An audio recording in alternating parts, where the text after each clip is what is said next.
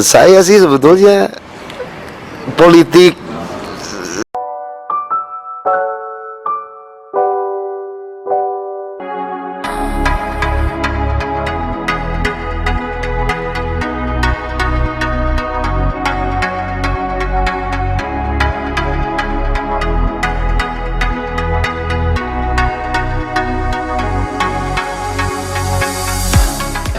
Kesibukan saya sih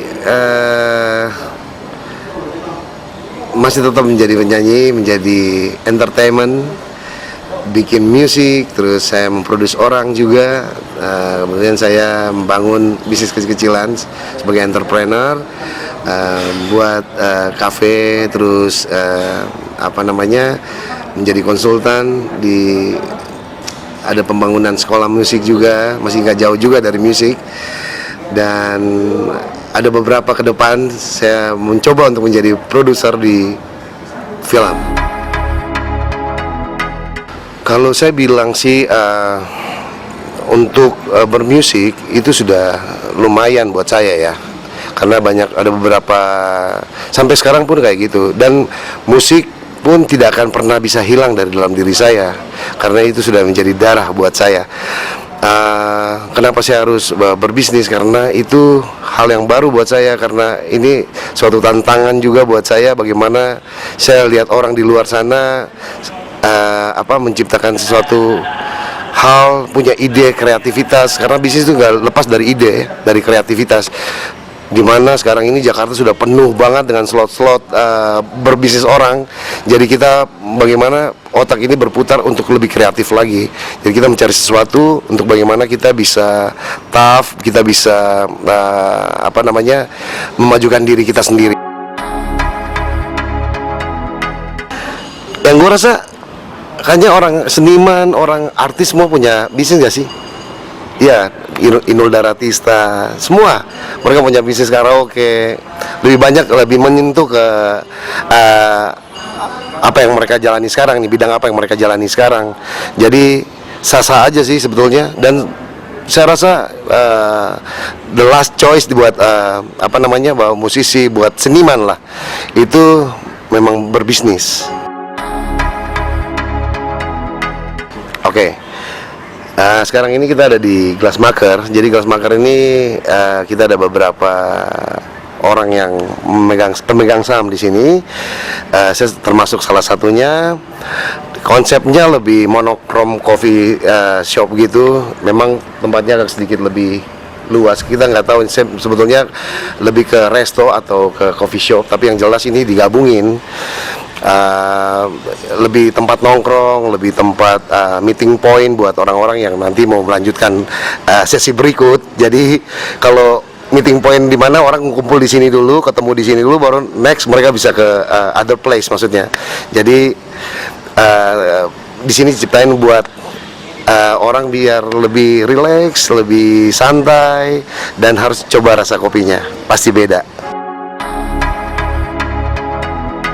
Kalau strategi kayaknya semua hampir sama ya, lebih ke media sosial, terus lebih dari marketing dari mulut ke mulut maksudnya kan, hampir semua sama. Cuman mungkin saya nggak tahu, tiba-tiba dari soft opening awal kita udah rame banget di sini, sampai kadang-kadang order meja kita tolak orang.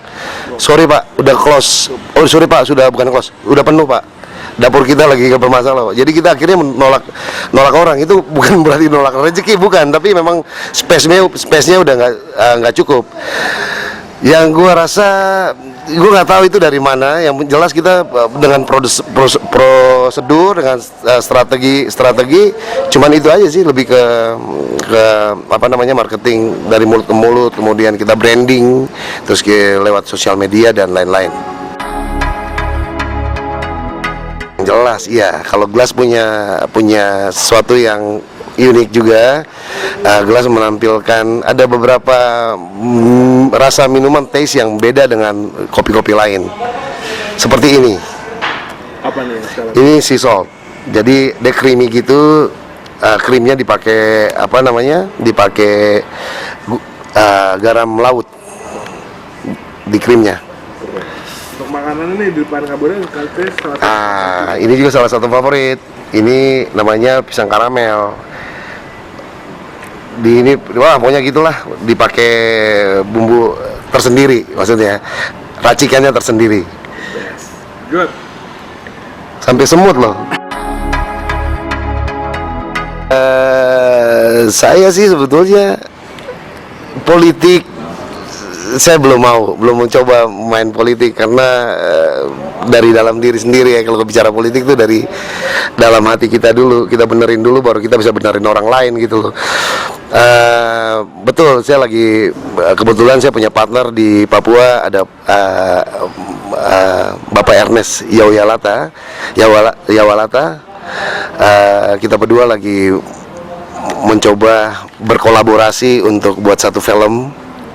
Judulnya saya boleh kasih tahu. Boleh dong. Judulnya SPOK. Orang banyak bilang subjek predikat. Bukan.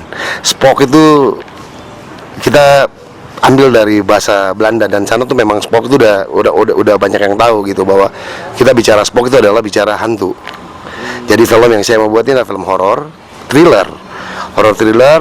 Kemudian saya minta ada beberapa teman-teman yang sudah melanglang buana di dunia industri film. Ada Bapak Dom Darmo sebagai director, terus penulisnya Adi Baskoro, kemudian kameramen nanti sinematografinya si Evantri, terus editornya ada Bapak Firdausi, timnya Subtub, terus pelayan produsen nanti Milka mungkin, terus produser bareng saya ada Bapak Adrian Sugiono, ya orang tahu lah, Danur, terus Asi, itu dia. Jadi mudah-mudahan film ini nanti bisa membawa satu hal yang beda dari, karena sekarang ini banyak film horor ya, kita tahu di mana-mana sedikit pocong, sedikit kuntilanak, sedikit ya banyak lah. Jadi kita mau bawa suatu atmosfer yang baru buat perfilman Indonesia. Sebetulnya kenapa kita pilih film horor tuh karena penonton horor tuh sudah ada. Jadi kita mengikuti pasar yang ada. Kemudian apa yang kita tawarkan ini adalah yang berbeda, karena orang sering banget untuk lihat hantu-hantu, terus ada pressure dari hantu-hantu yang ada di sekitar Pulau Jawa, terus ya Bali, dari Sumatera gitu-gitu. Tapi orang belum tahu di timur gimana. Karena saya ngangkat ini juga sebetulnya bukan berbicara, kita bikin film ini bukan berbicara tentang budaya atau kearifan lokal di sana, tapi bagaimana caranya kita treatment bahwa film ini tuh punya ketegangan yang beda dengan film-film yang pernah ada gitu loh. Kalau saya sih jangan terlalu saya juga musisi, saya juga bisa nulis, saya juga bisa sedikit gambar. Menurut saya itu yang dinamakan art, seni. Jadi seni itu nggak bisa, skupnya bukan kecil gini, skupnya gede banget. Jadi kalau buat saya, saran saya buat teman-teman, kembangin terus apa yang kalian punya, jangan di zona nyaman. Harus keluar dari situ. Kita harus mutar otak lagi bagaimana pemikiran-pemikiran kita, apa yang kita pikirin. Terus kita harus punya mimpi juga, bahwa mimpi kita bukan cuma sebatas tidur gitu loh. Kita bangun juga, kita bisa bermimpi. Jadi teman-teman, menurut saya sih tetap kembangin apa yang kalian punya, dan harus percaya diri.